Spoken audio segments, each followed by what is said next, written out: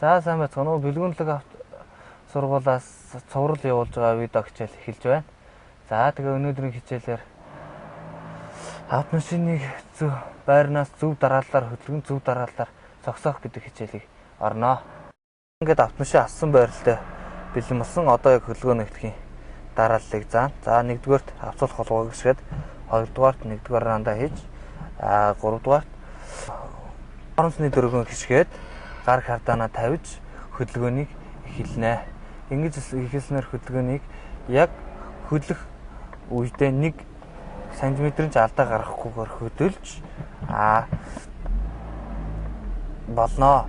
За энэ дээр анхны сонсогчд маань одоо их алдаа гаргаж ихэнх юу гарсан байдаг. За тэгэхээр энэ дээр ямар ч алдаа гарч байна вэ гэхээр ерөнхийдөө бол консон гişгээд араандаа хийцэн хэрнээ тоорон зог гişгүүгээр кардана тавьж ингэж машинаа өнхрүүлж хөдөлгсөн байдаг.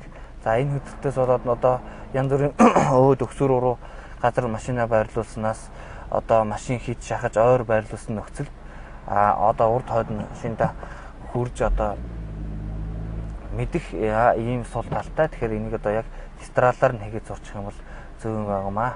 За ингээд зогсох дараал нь бол явж байгаа машин авцуулах холбоо гисгэн тоорон зэг шиг зогсоод за араагаа салгалаад гар торомсоо татаад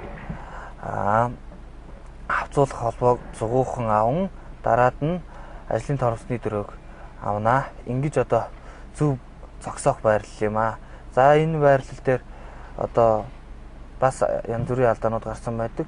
За тэгээд энэ дээр бол одоо араагаа одоо дутуу салгасан байх, ийм үүлээс үүдэн консыг одоо огцон мавзуурд машин руу одоо жочор хэмжээнд одоо хөдөлж хүрэх тийм аюул байдаг. Тэгэхээр тийм учраас энийг яг дистралаар нь хийх юм бол ямар ч аюулгүй машиныг ингэж зөв хөдөлгөж сурах хэрэгтэй. Өнөөдрийн хичээл энэ түрээд өндөрлж байна. Анхаарал тавьсан та бүхэнд баярлалаа.